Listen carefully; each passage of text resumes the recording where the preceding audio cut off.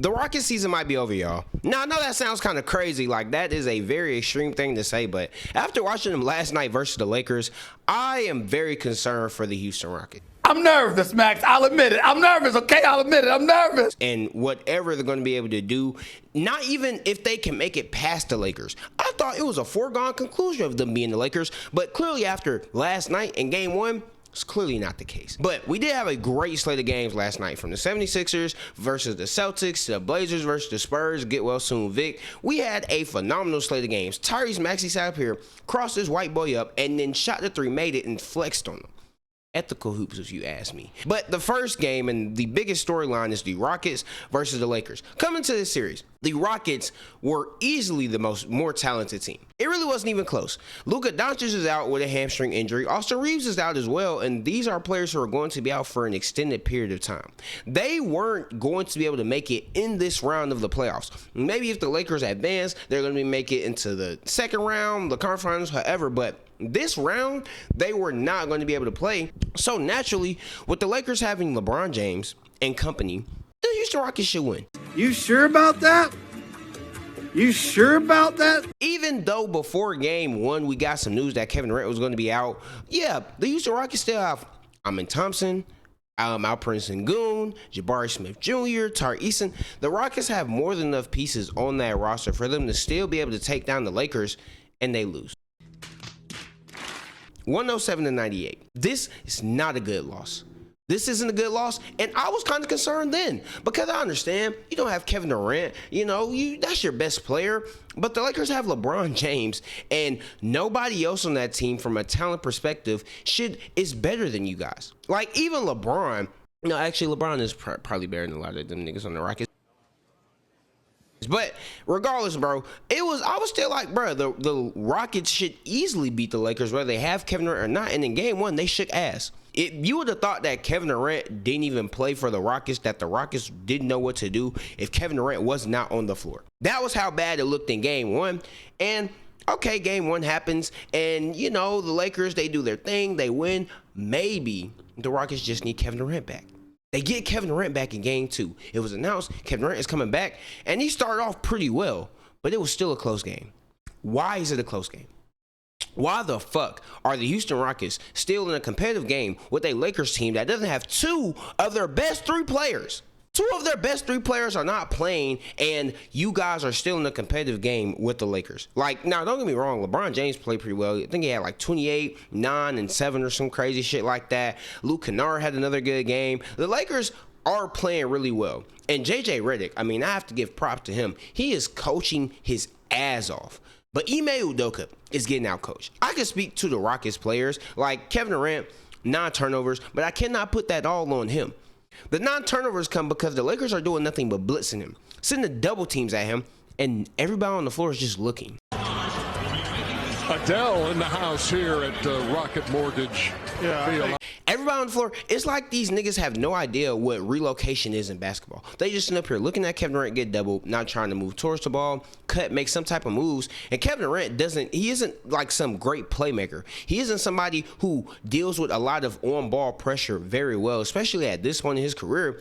So when you throw doubles at him and you don't give him any options of people to pass to, it makes it even harder on Kevin Durant, somebody who's already not that good, that's not his specialty, to be able to do something that is damn near impossible to do. It's damn near impossible to do. So Kevin Durant has 9 turnovers, cool. But Kevin Durant really, outside of the 9 turnovers, he looked like, I don't say good, but he was still playing pretty well. Playing like shit. You wouldn't even known that he bumped knees with somebody like prior to this game and he was out game 1.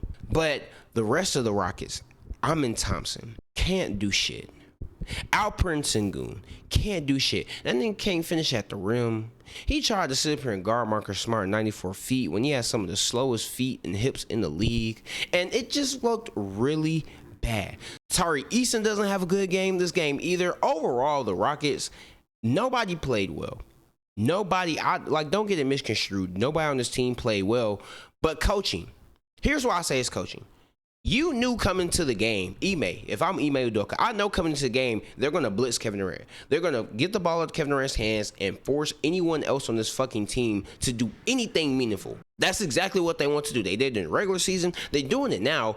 And somehow, some way, You come in the game knowing that. If I knew it, then I'm for damn sure Ime Udoka or somebody on that staff knew it. And you don't do anything to combat this. No type of counters, nothing to set Kevin Durant up for some easier baskets to where he's not just getting blitzed. You're not even, it doesn't even look like he's preaching relocation and plays and actually running sets on offense to his players. Just based off what I'm seeing, it looks like when Amin Thompson gets the ball, because of how bad his shooting is, because god damn it, that boy couldn't throw a rock in the fucking ocean if he tried. He's become like a net negative on the floor.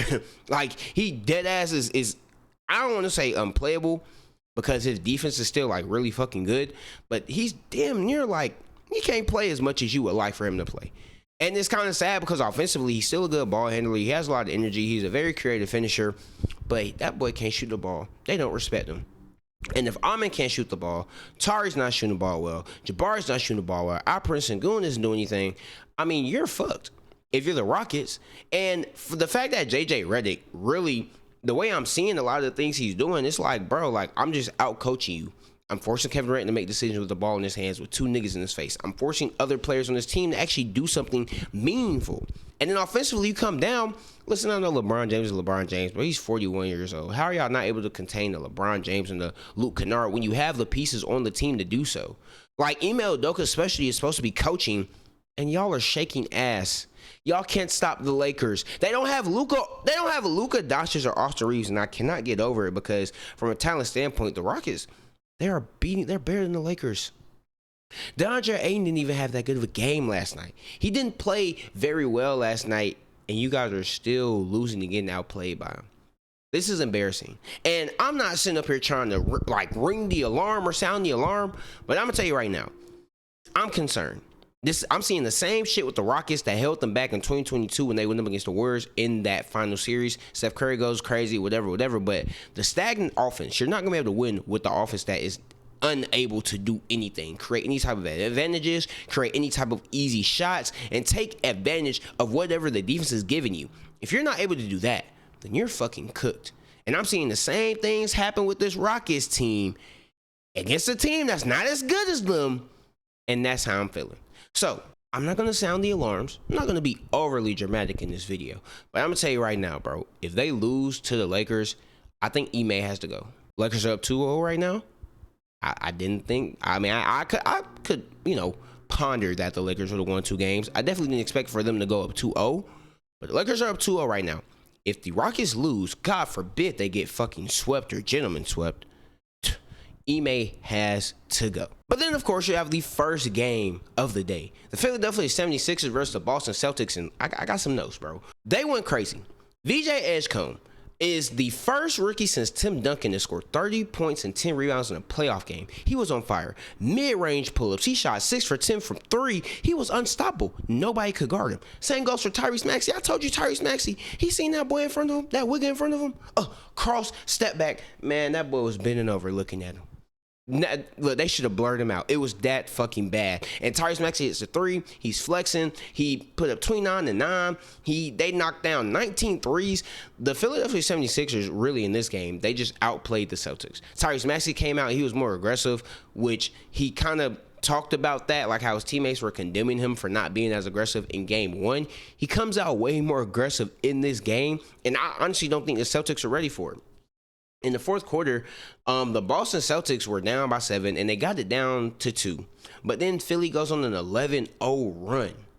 Now, Jaylen Brown gave you a good game. He dunked on Broad to start the game. He put up 36, but it's kind of hard when the team shoots 48% from 3, and their 2 lead guards are just, like, unstoppable. Like, 30. They had 59 points between these 2 guys.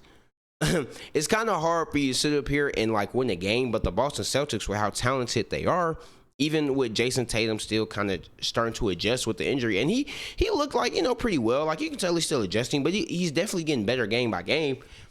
Man, they weren't ready for what Philly had to goddamn give them. Philly gave him a straight belt to ass, and I mean, it's really not much you can say outside of that. Like, honestly, if I'm the Celtics, I wouldn't be worried.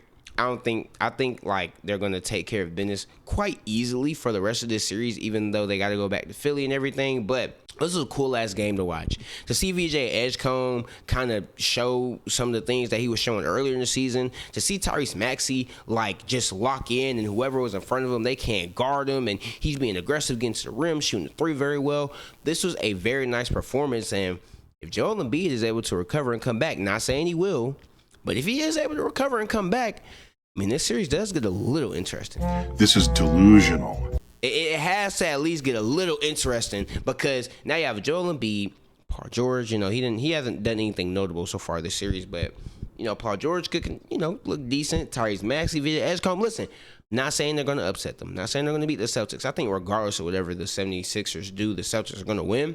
But I mean, this game last night, it makes you a little, at least a little bit delusional if you are a Philadelphia 76ers fan. And then, of course, the San Antonio Spurs versus the Portland Trail Blazers. This was another banger, but before I get into the game, hey, if you don't like the Spurs having their Fiesta night and all the different color shirts, you're lame as fuck. 100%. I don't know how you can like just look at something, the culture of San Antonio, how much that community shows up for the Spurs and how much support they give them and how much the Spurs embrace the culture around San Antonio and be like, nah, we don't want to see that shit. What the fuck? Do you not see what the Portland Trail Blazers owner is doing to his team?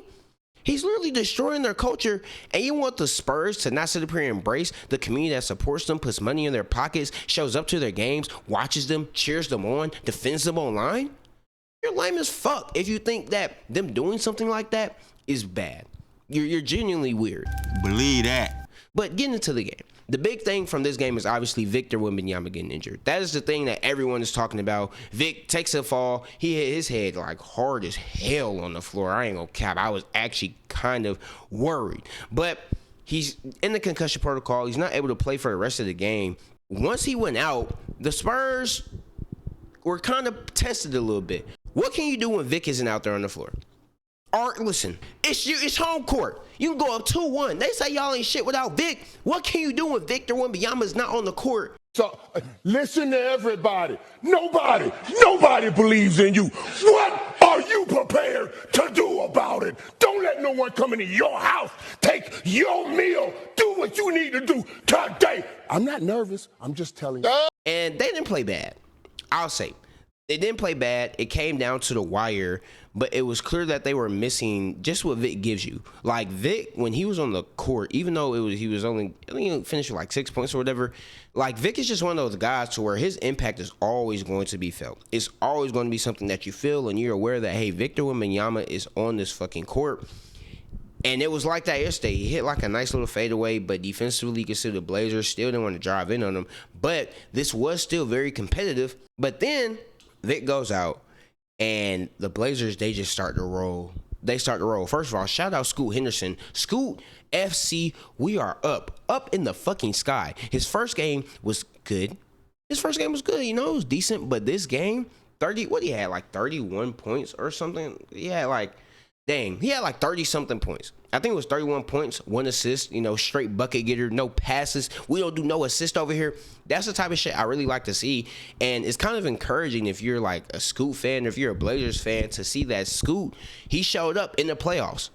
Especially when you think about next season, Damian Lillard comes back. You have Drew Holiday. If Scoot can, I know it's year 3 of Scoot.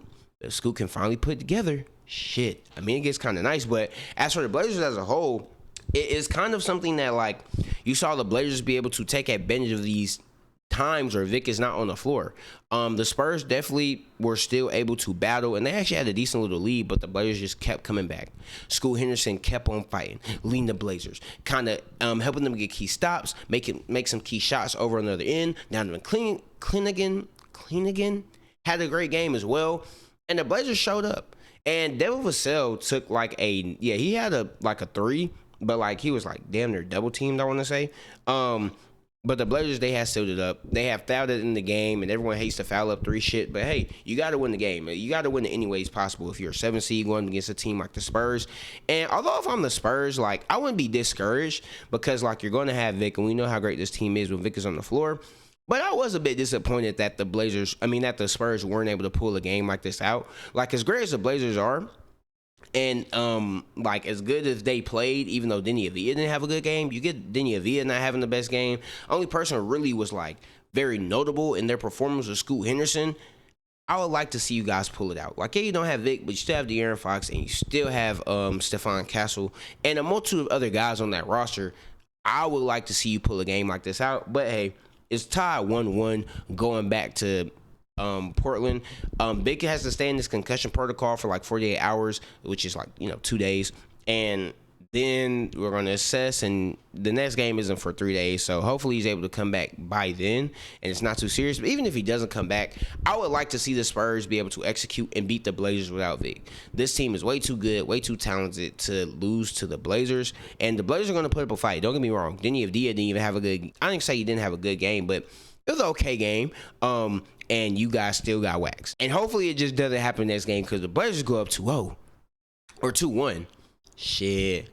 I don't know, man. There's going to be some very uncomfortable conversations going on over there in San Antonio, but I think the biggest thing is how great Scoot Henderson played. 31 points, giving us the type of performance that we were really like looking for, and the things that we were seeing like when he came out the draft. This is the nigga who like some people were saying could get drafted over Victor Wembanyama. I wasn't one of those people, but shit, I had him second, and then he goes third to the Portland Trailblazers because the Hornets want to get Brandon Miller, and it's like, oh shit, y'all done fucked up. And if he's starting to put it together, not say he's going to develop into like what Vic is now or anything like that, but it definitely does get kind of scary.